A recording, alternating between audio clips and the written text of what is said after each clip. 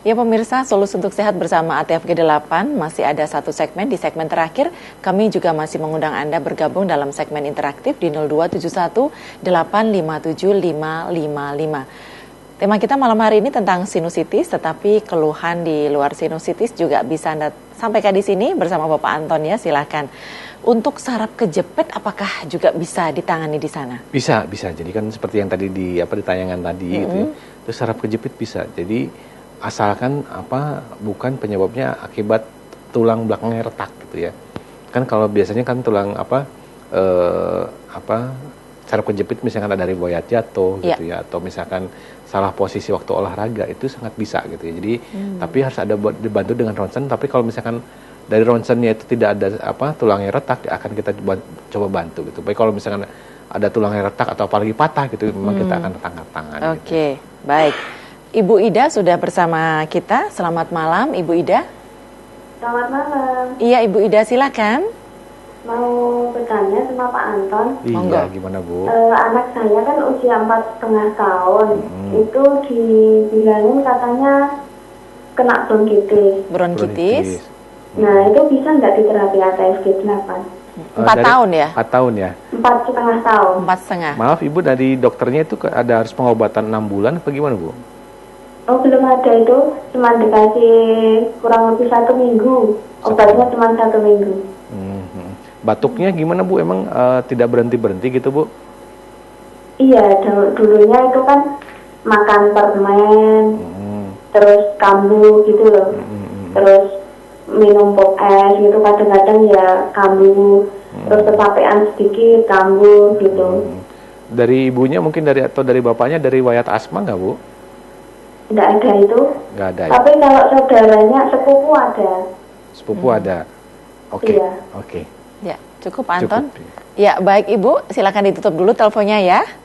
Terima kasih untuk Ibu Ida. Jadi ini usianya masih 4,5 tahun, Pak Anton. Apakah sudah mungkin diterapi? Iya, kalau bronkitis kan biasanya kalau dari anak-anak biasanya dari itu nggak bisa buang dahak gitu ya. Dari nggak bisa buang dahak. Biasanya kalau dari dokter kan biasanya diuap supaya bisa buang dahak. Tapi kalau misalkan kalau bukan batuk asma, itu memang biasanya kita sarankan ke medis aja gitu ya. Jadi biasanya yang kita tangani adalah yang batuknya asma gitu. Kalau misalkan di luar batuk asma, di luar batuk alergi gitu, biasanya apalagi ini di bawah 5 tahun, masih belum 5 tahun, kita akan kesulitan gitu. Biasanya melihat orang asing aja takut gitu ya. Tapi kalau misalkan mau dicoba silakan, cuma mungkin ibunya harus ikut masuk ke ruang praktek Bu. Jadi memang kalau misalkan nanti mungkin kita tidak akan terapi dengan alat ini, mungkin kita hanya gunakan untuk penghangatannya saja, cuma tapi untuk pijatnya mungkin lebih banyak pakai pijat tangannya saja gitu. Oh gitu, pakai tangan ya. Oke. Tapi disarankan juga untuk minum air putihnya itu ya. Air putihnya mungkin tidak 3 liter tapinya ya. Karena disesuaikan dengan anak-anak itu tidak sampai 3 liter, bisa cuma 2 liter gitu ya. Jadi itu ada perubahan gitu ya, disesuaikan dengan anak-anak. Iya. Gitu. Oke, seperti itu Ibu Ida. Tapi kalau untuk asma, batuk yang karena asma itu bisa. Bisa. Tapi kalau bronkitis biasanya itu akibat dari batuk berdahak tapi anak tidak bisa buang dahaknya gitu. Atau kalau untuk dari faktor keturunan gimana Pak? Kalau keturunan itu biasanya ke asma gitu ya, batuk asma gitu. Jadi kan kita kan misalnya kalau dibilang bronkitis kan nanti harus di ronsen dulu ini ada apa gitu biasanya. Kalau misalkan untuk buang dahak gitu kan dokternya kan biasanya dikasih uap atau seperti apa gitu. Jadi ya mungkin kita agak kesulitan gitu kalau untuk terapi anak-anak lebih sulit gitu daripada yang dewasa. Oke. Baik, kembali ke saraf kejepit. Pertanyaan saya tadi Pak Anton. Saraf kejepit itu kan ada yang beranggapan bahwa orang kalau kena saraf kejepit itu nggak boleh dipijit, nggak boleh dikerok gitu kan, kerian gitu nggak boleh. Terus ini kalau ada terapinya ada unsur pijatnya. Betul. Apakah tidak bahaya nanti? Iya, tapi kan kita cara pijatnya kan ada teknik tertentu ya. Contohnya yang termasuk yang selain saraf kejepit, yang rematik juga tidak boleh dipijat gitu ya. Yang rematik kemudian yang darah tinggi juga tidak boleh dipijat. Nah, tapi dengan terapi ATFG 8 yang semuanya itu terbukti sembuh kok gitu. Memang ada teknik-teknik pijat tertentu yang kita ajarkan ke anak buah kami gitu, yang bahwa harus begini gitu, ada standarnya gitu. Memang kalau misalkan orang awam bisa saja malah tambah parah gitu ya. Kan dengan teknik-teknik pijatan tadi Pertama adalah supaya saraf itu terlepas dari jepitannya tadi gitu ya. Memang kalau saraf terjepit itu juga memang harus dibantu dengan pakai korset gitu, ada korset khusus yang saraf kejepit pinggang gitu, itu ada korset khusus harus dipakai 6 bulan sampai 6 bulan, dan itu juga bisa dibeli di luar, bukan beli di ATF G8 itu. Memang harus dibantu dengan pemakaian korset tadi minimal 6 bulan. Oke. Selain tadi efek yang ditimbulkan ya Pak Anton, setelah terapi di ATF G8, selain tadi ada mungkin rasa pegal atau jarum gitu ya, apakah ada efek lain? Jadi mungkin jadi sering buang air kecil atau sering keringatan gitu? Tergantung penyakitnya. Memang selain jarum gitu, tapi jarum tuh sebenarnya kalau yang awal-awal terapi aja, yang 1 ke 2 gitu biasanya. Kalau yang ketiga atau makin sembuh kan makin nggak sakit gitu ya. Selain itu juga memang agak lemas, tapi itu lemas itu cuma 1 hari gitu, jadi ngantuk. Tapi yang penting kan enak makan, enak tidur, itu sangat membantu kesembuhan juga sebenarnya.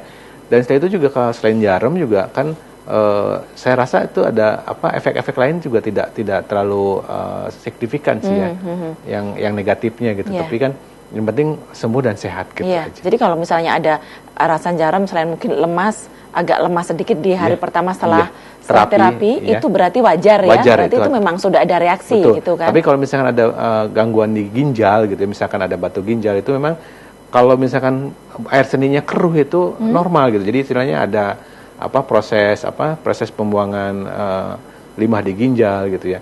Apalagi kalau misalkan ada gangguan kista dan miom gitu, itu bisa ada pendarahan gitu, pendarahan sampai 2 hari gitu, seperti yang haid tapi berdarahnya sangat banyak dan hitam gitu.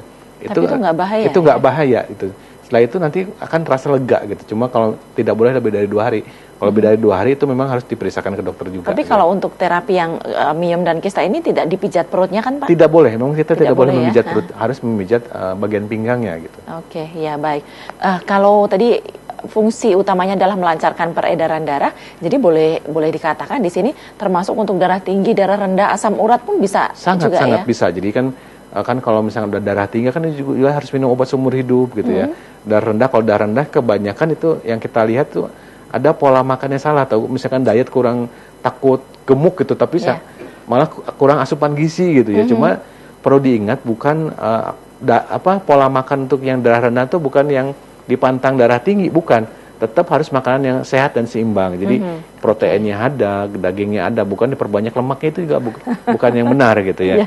Ada pola pikir yang salah kadang-kadang sering seperti itu ya. Baik. Pemirsa, menarik sekali perbincangan malam hari ini dalam Solusi Untuk Sehat bersama ATF G8. Tapi sayang sekali harus kita akhiri sampai di sini. Pak Anton, sebelum kita tutup, apa ini pesan-pesan untuk pemirsa TA TV? Oh iya, untuk pemirsa TA TV dimanapun Anda ingin pengobatan yang mudah, murah gitu ya, dan biaya yang terjangkau. Dan sebenarnya kesaksian kami juga sebenarnya untuk pasien sembuh sangat banyak ya. Bisa dicari di YouTube juga dengan kata kunci ATF G8, itu kesaksian banyak, dan itu pasien asli, bukan orang yang baca skrip gitu ya. Dan kalau ingat, ikuti anjurannya, hindari pantangannya, supaya setelah terapi ATF G8 kesembuhannya juga bisa didapat gitu. Oke, baik Pak Anton, terima kasih sekali kehadirannya di TA TV. Sukses terus bersama ATF G8. Pemirsa, demikian tadi hadir kami dalam Solusi Untuk Sehat bersama ATF G8 dan Bapak Anton.